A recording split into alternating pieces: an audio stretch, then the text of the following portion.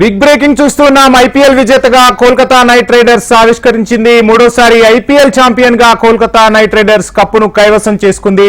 ఇక IPL 17 season విజేతగా Kolkata Knight Riders నిలిచింది.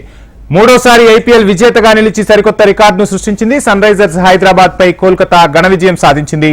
113 పరుగులకే హైదరాబాద్ కుప్పకూలింది. మూడోసారి ఐపీఎల్ ఛాంపియన్ గా కోల్కతా నైట్ రైడర్స్ విజేతగా నిలిచింది. ఇక ఐపీఎల్ 17 సీజన్ విజేతగా కోల్కతా నైట్ రైడర్స్ విజయం సాధించింది.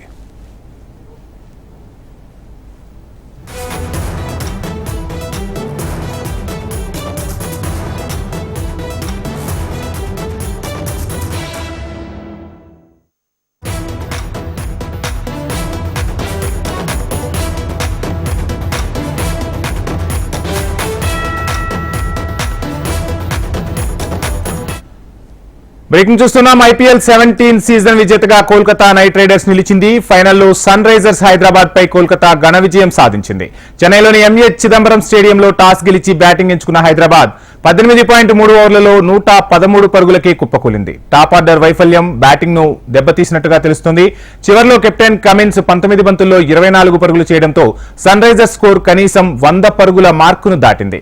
కోల్కతా బౌలర్లలో Andre Russell 3, Mitchell Starc 2, Harshit Rana 2, Vaibhav Arora 1, Sunil Narine 1, Varun Chakravarthy 1 wicket తీశారు.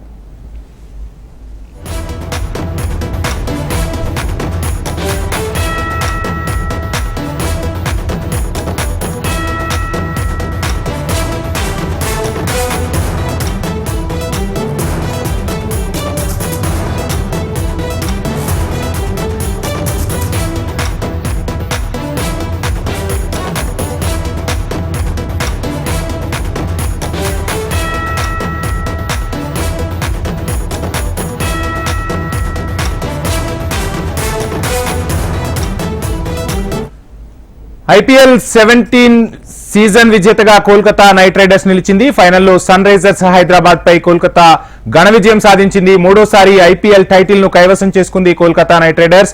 చెన్నైలోని ఎంఏ చిదంబరం స్టేడియంలో టాస్ గెలిచి బ్యాటింగ్ ఎంచుకున్న హైదరాబాద్ 18.3 ఓవర్లలో 113 పరుగులకే కుప్పకూలింది. టాప్ ఆర్డర్ వైఫల్యం బ్యాటింగ్ ను దెబ్బతీసింది. చివర్లో కమిన్స్ 19 బంతుల్లో 24 పరుగులు చేయడంతో సన్ రైజర్స్ స్కోరు కనీసం 100 పరుగుల మార్కును దాటింది. కోల్కతా బౌలర్లలో Russell 3, Mitchell Starc 2, Harshit Rana 2, Vaibhav, Sunil Narine, Varun Chakravarthy తలో వికెట్ తీశారు. సో మొత్తంగా మూడోసారి ఐపీఎల్ టైటిల్ ను కైవసం చేసుకుంది కోల్కతా నైట్ రైడర్స్. ఫైనల్లో 8 వికెట్ల తేడాతో గెలుపు ముంగిట నిలిచింది.